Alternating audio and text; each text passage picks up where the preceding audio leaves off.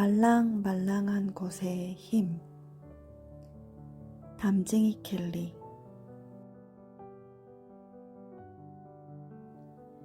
가슴 뚜껑 열어보면 누구나 끓지 않는 냄비는 없다. 누구나 습관처럼 망각을 하고 산다. 슬프고 우울했던 시간부터 잊는다면 적당히 기억하고 살 수 있음에 감사하며 살겠지만 얄궂게도 쉽게 잊어버리는 것은 늘 행복했던 순간이다. 여한이 없는 듯 행복감에 젖었다가도 금세 잊어버리고 현실로 돌아오고 만다. 기뻐서 들뜬 마음은 무중력 상태에 가깝지만 현실은 중력의 힘을 거스를 수 없는 실제의 공간이기 때문일까? 얄궂게도 행복감은 불쑥 찾아와서 잠시 머물다가 이내 불쑥 사라진다. 행복과 불행은 시줄과 날줄처럼 얽히고 설켜 있어 총량이 아닌 동전의 양면처럼 알 수 없이 찾아온다지만 행복은 늘 불행보다 빠르게 잊히는 탓에 행복과 불안은 항상 쌍둥이처럼 같이 찾아왔다. 내가 누리는 행복에 총량이 다하고 나면 어떤 불행을 마주해야 할까?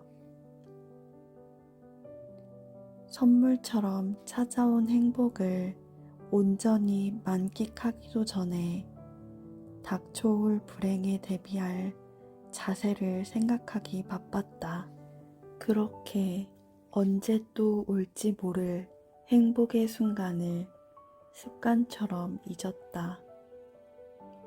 올지도 안 올지도 모르는 불행을 앞서 두려워하느라 허송세월을 보냈다. 지난 시간을 허송세월이라고 말하는 이유는 틈틈이 불행에 대비하는 자세를 생각했음에도 불구하고 모든 일은 뒤통수 치듯 갑작스럽게 찾아와 대처가 불가능한 별일이었기 때문이었다. 행복과 불행 중 그 어떤 감정도 제대로 감당하지 못해 엉거주춤한 자세로 하루를 버텨내듯이 살아야 했다. 아무도 시키지 않은 벌을 서는 것 같은 시간을 끝내기 위해서 내가 가장 먼저 시작한 것은 등산이었다. 지금으로부터 8년 전, 병원에서는 근육이 점점 굳어 걷지 못하게 될 거라는 말을 들었을 때였다. 계획에도 없던 휴학을 했고 잠시 서 있는 것마저도 어려워 하루 중 반나절은 누워 지내던 시절이었다. 칠삭둥이로 태어나 살 가망이 없다고 했지만 살았고 못 걷는다고 했지만 6살이 되던 해에 기어코 걸어서 퇴원해 기적이라 불리던 아이였는데 고작 20대 초반의 내리막이라니. 목숨에 대한 시한부 선고는 드라마에서 많이 봤으나 몸에 대한 시한부 선고는 처음이었다.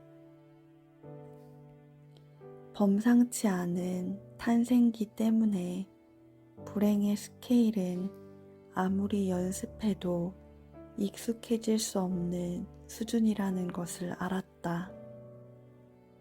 이제 막 달리기를 시작하던 청춘이었는데 갑자기 브레이크를 잡으라니 관성의 법칙처럼 몸이 마음을 앞지르기 시작했다. 닥치는 대로 뭐라도 해야 살 것 같았다. 어릴 적 물에 빠져 죽을 뻔한 기억으로 자칭 맥주병이라 부르며 피하던 수영을 시작했다.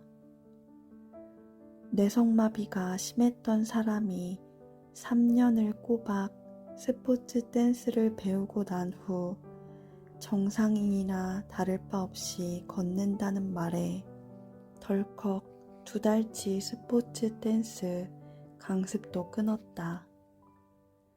물속에 있을 때는 물에 빠지지는 않을까 하는 두려움으로 또 춤을 출 때는 맥없이 엉덩방아를 찌으며 넘어져 상대를 난처하게 하지 않을까 하는 두려움으로 내 몸에 시한부 선고를 잊었다.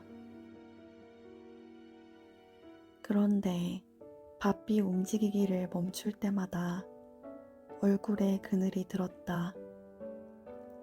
행복은 습관처럼 망각하면서도 불행은 누가 시키지 않아도 되새김질을 해 잠잠하던 감정이 틈만 나면 너를 띄웠다. 밤마다 진짜 몸이 안 움직이는 악몽을 꾸기도 했다. 그 지옥 같은 시간이 반복될 때마다 꼭 하루씩 다리 근육이 굳는 일처럼 내 꿈도 못 쓰게 되어 딱딱해져 결국에는 그 좋아하는 글쓰기마저 온전히 즐기지 못할 것만 같은 불안에 휩싸였다. 내가 건네는 문장으로 따뜻한 위로가 되는 글을 쓰고 싶었다. 쉽게 읽히는데도 마음에 남아 자꾸 곱씹게 되는 글을 쓰고 싶었다. 삶은 팍팍해도 말랑말랑한 마음만은 꼭 지켜내고 싶었다. 소낙비에 마음이 젖기도 하고 겨운에 쌓인 눈발을 소복소복 밟기도 하면서 날씨처럼 찾아드는 마음의 때마다 같이 느끼고 기록할 수 있으려면 그럼에도 불구하고 말랑말랑한 마음이어야 했다.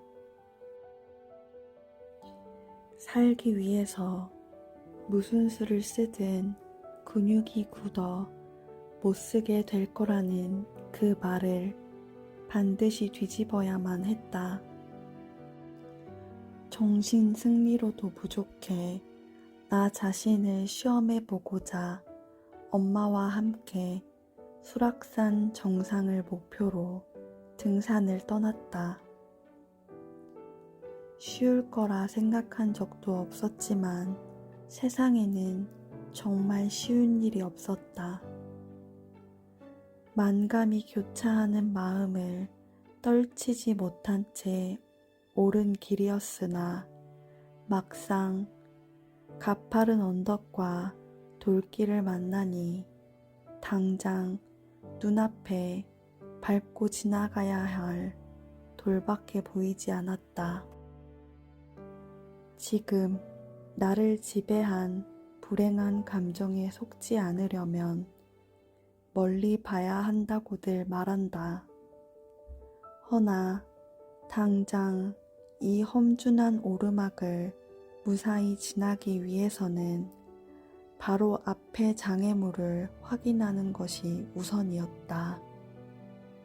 집중하지 못하고 갖은 생각이 가지치듯 이리저리 뻗었을 때마다 먼저 내디딘 발의 중심축이 흔들려 넘어지기를 반복했다. 아무 생각 말고 내가 밟은 돌만 밟고 따라와. 엄마의 말을 듣고 앞서간 발끝만 보며 몸을 바쁘게 움직이자 무겁게 느껴지던 머릿속이 이내 홀가분해졌다. 그렇게 눈앞에 놓인 돌을 하나씩 밟고 오르다 보니 정상이었다. 땅만 보고 걷느라 몰랐을 뿐 어느새 가파른 오르막은 다 지나고 난 뒤였다. 그때 불현듯 어느 드라마에서 봤던 대사 하나가 떠올랐다. 그러니까 얼른 다 내려놔요. 빈손일 때만 다시 잡을 수 있는 거예요. 그거였다.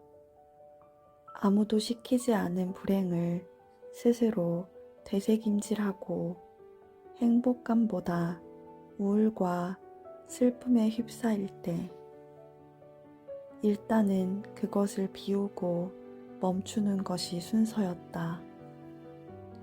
온종일 기분을 가라앉게 만드는 느낌에 속지 말아야 한다. 갑작스레 찾아온 별일에 뒤통수 맞은 것 같은 기분이 들 때는 우리는 너무도 젊어 모든 게 다 별일이다 젠장. 이렇게라도 시원하게 욕지거리 한번 날리고 머릿속을 비워야 무엇이든지 다시 채울 수 있는 것이었다. 그 깨달음 덕분일까?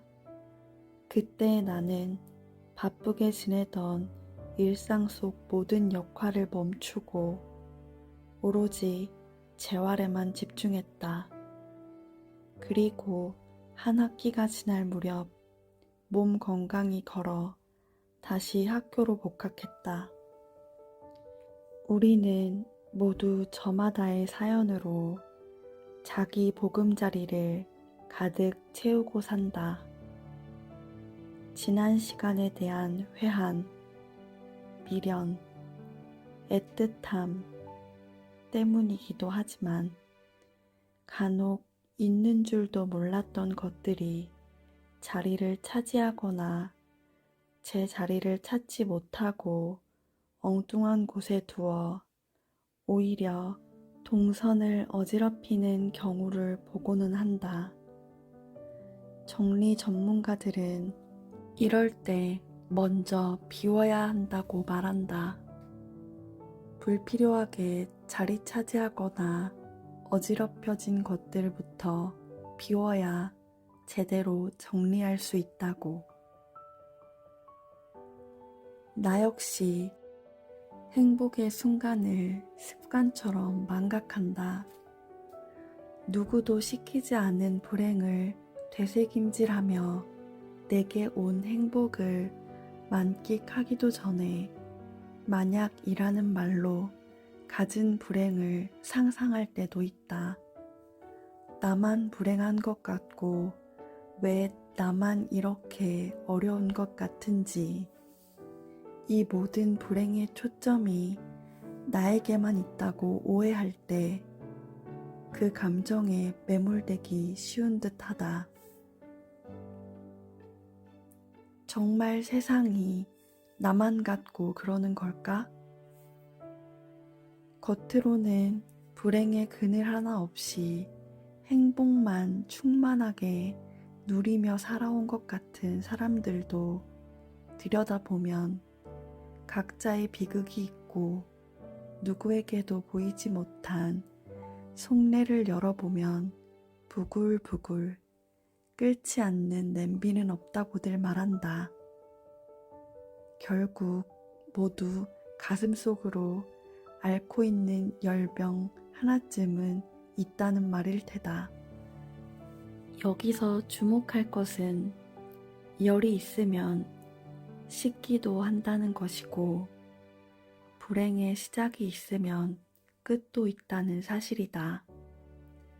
다만 그 끝은 사람마다 달라서 차별과 차등처럼 비칠 뿐 결국 모두가 별스러운 세상 속에 몸담고 살아간다. 나조차도 하루에도 수십 번씩은 넘어지는 마음이지만 누군가의 불행이 그 혼자만 지나는 터널이 아니라는 것으로 위로가 되었으면 하는 마음의 기록이다. 홀로 힘들고 아프다고 생각하며 그 감정에 속을 때마다 퍽퍽해지는 것은 마음이요. 삶의 자세로도 이어질 수 있으니 혹여 넘어지더라도 부디 완전히 넘어지지는 않기를 바랄 뿐이다. 행복의 순간을 좀먹고 습관처럼 잊게 만드는 감정에 지지 않으려면 끊임없이 시끄러운 속을 비워야 한다. 마음의 방은 크기가 한정적이라서 제때 비우거나 치우지 않으면 자리 차지를 해 정작 행복의 기운이 왔을 때 그 감정이 앉을 자리를 뺏고 만다. 겨우 찾아온 행복이 마음의 방에 오래 앉지 못하고 손님처럼 들렀다가 불쑥 사라지고 만다. 예고 없이 찾아오는 행복에게 물 한 잔 내어주고 편히 앉을 자리도 줄 수 있는 말랑말랑한 마음이어야 불쑥 찾아드는 감정마다 왜곡 없이 건강하게 느끼고 또 보내줄 수 있다. 시줄과 날줄처럼 얽히고 설킨 행복과 불행을 바로 볼 수 있는 시선이 있어야 행여 넘어지더라도 완전히 넘어지지 않고 다시 일어설 수 있다.